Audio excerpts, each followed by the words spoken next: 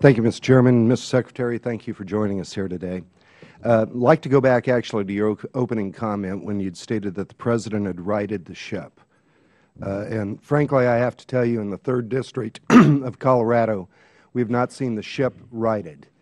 We see unemployment at 9.1%. If you go through the 3rd Congressional District of Colorado, we have better than double-digit unemployment in many of our communities right now.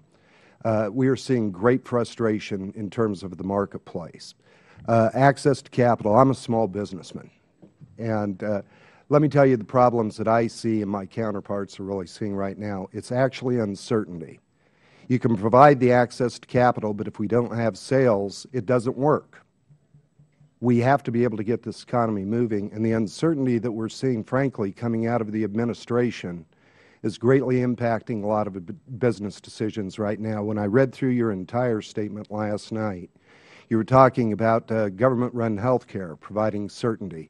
It's created uncertainty for a lot of small businesses that are out there. When we're talking about the tax code that Mr. West had referred to as well, you and the President have stated that if you earn $250,000 or more in this country, you're wealthy.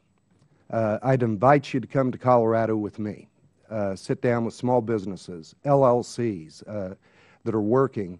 They do not feel that they are rich because in the case of my business, and believe me, for the last few years we haven't had to worry about making those types of profits. We reinvest those back into our business to be able to keep our people employed. We're facing higher gas prices in this country.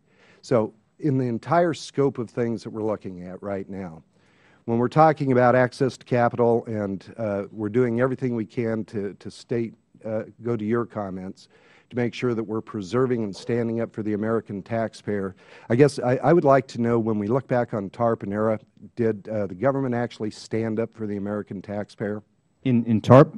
Yep. Well, let me come back to where you started, because you're absolutely right that unemployment nationally is roughly 9%, but that doesn't capture much higher unemployment rates in many parts of the country.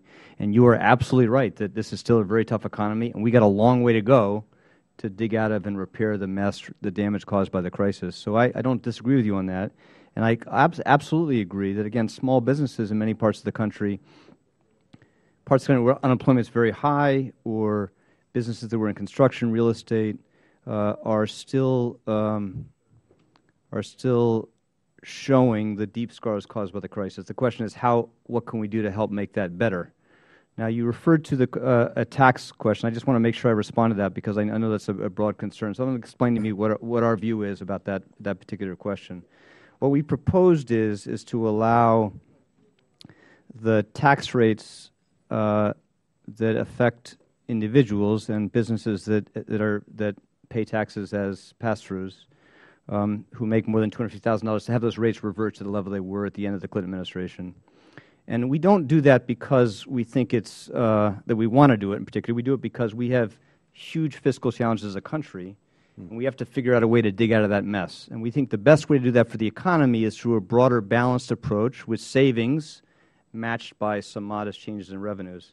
Now, you're right that will change the tax treatment of small businesses, but only roughly 3% of small businesses. And we think that's a reasonable strategy given the broad challenges we face. And we're just restoring to the rates that prevailed at the end of the Clinton administration, which was a period of very good small business performance, very strong investment growth, very strong income growth, very strong employment growth, very strong productivity growth.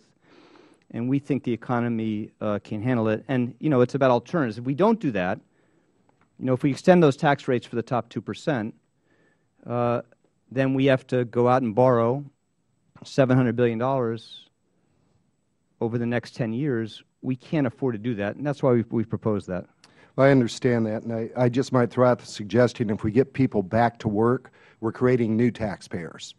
And one way I can assure you that we will not be getting people back to work is you can dismiss only 3%.